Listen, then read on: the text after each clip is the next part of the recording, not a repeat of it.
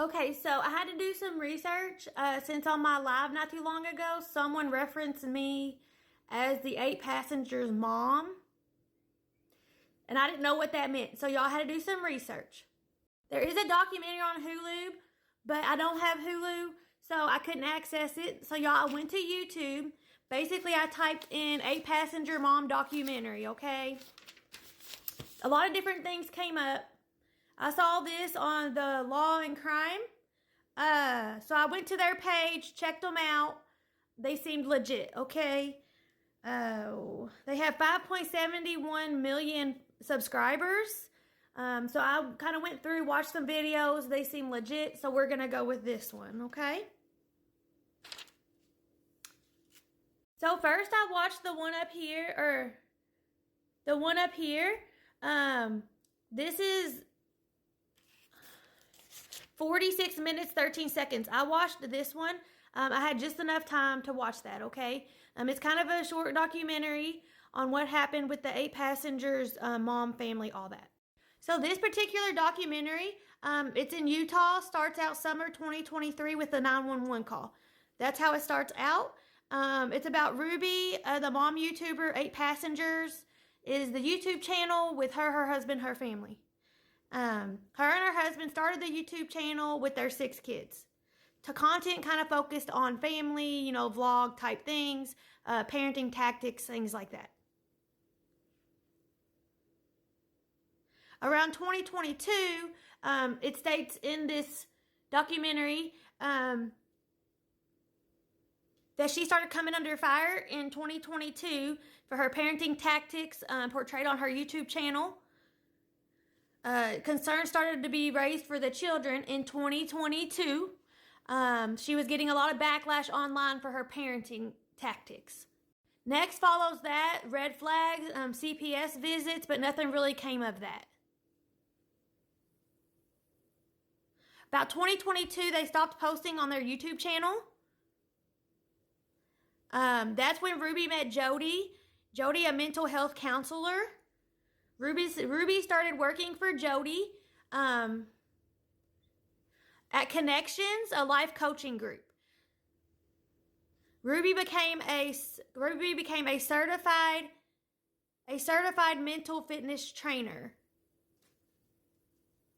They shine some background on Jody's. They shine some light on Jody's background. Really, all they talked about in the documentary was 2012. Jody was put on probation for ethically sharing one of her clients' information to others. The client they interview is Adam. He states that he was stripped of his. He states that, you know, Jody shared his information. You know, the client confidentiality. She kind of broke that.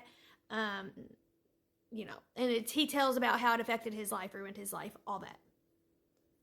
Then they put Jessie. They put Jessie on there. Jessie, Jody's niece. So they interview Jessie. She basically says that Jody's brand is not what it portrays. She basically states, you know, negative things about Jody, experiences with Jody. She states Jody will strip your credibility. She'll strip your identity. If you cross her the wrong way, you know, she'll destroy you pretty much. Okay? So Ruby got backlash for her parenting styles. That kind of, you know, had them kind of venture off from the YouTube channel. August 30th of 2023, they go to Jody's house, August 30th of 2023. That's when you hear about the neighbor. The 12-year-old boy knocked on the neighbor's door, Jody's neighbor's door, because they were at Jody's house. It states that the boy had tape on his legs. He was hungry, thirsty. He asked the neighbor to call the police. It states that he had wounds and he looked malnutrition. Jody's neighbor called the police. But I did notice what was weird during the whole documentary. They do flashbacks from what I'm assuming is from the 8 Passengers YouTube channel. So they do like flashbacks of happier times. during this whole documentary. So that's really sad, for one. That's really upsetting. Because you see, they kind of show you a happier time, and then they'll go back to today, and then they'll backtrack to a happier time, go back to today. So it's really sad. You don't know in the timeline, you know, when she snapped or when something changed. You don't really know. So it's talking about how the two youngest kids were at Jody's house with Ruby. Ruby has 6 children. At the time, 2 of them, I guess, were out of the house because the documentary only talks about 4. So the 2 youngest ones were with Ruby at Jody's house when all this happened. So then it says they were concerned about, when the police showed up, they were concerned about where the 2 other girls were, the 2 older girls. So they went to Ruby's house and the girls were not there. They went to Pam's house. Pam is the third member of Connections. Okay, that's the organization or the business or whatever that Jody started and brought Ruby on. So Pam enters the conversation. She's the third member of this. At Pam's house, they find the 2 older girls, Ruby's 2 older girls. Pam states that Ruby called and said she had a family emergency and asked Pam to watch the 2 girls. That's why the 2 girls were at her house. I will say on the police cam, it does seem that Pam and her husband are shocked with what's going on. They do seem, you know, genuinely surprised that this is happening. So I guess they deemed that Pam had nothing to do with this. She wasn't involved, okay? By this point, Jody and Ruby are arrested, whatever. The children are taken into state custody. So we are 29 minutes into the documentary. 29 minutes. And my biggest question is, where's the father? Why am I 29 minutes into the documentary and they have not spoken on the father? So I was kind of upset by that, because where's the dad? Y'all have 6 kids. That's his wife. Where's the father? So 29 minutes in, they finally get to that point. So the documentary states that the husband, Kevin, and Ruby were separated. And for some reason, they were separated and he was to have no contact with the children. Now, I don't really know too much about laws, divorce, and all that, but he had not had contact with the children for 12 months. So they didn't really go into too much detail about that. Does that mean he just didn't see the children for 12 months?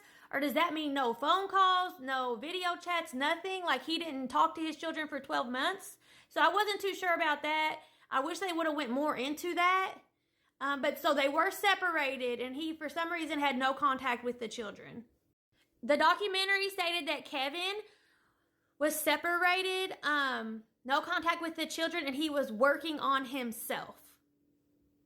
So at the time all this came about, supposedly Kevin didn't know anything was going on. He was shocked. He was surprised. He was heartbroken. He was pretty much oblivious to all of it, supposedly, okay? December 2023. They go to their sentencing, okay? Pretty much Ruby pointed the finger at Jody, saying Jody isolated her. You know, made her think things that weren't true, things like that. Ruby did plead guilty. She took accountability. She did not fight the charges. Obviously, look at all the proof. Why would you fight the charges? So she pleaded guilty. Jody also pleaded guilty, deciding not to fight it.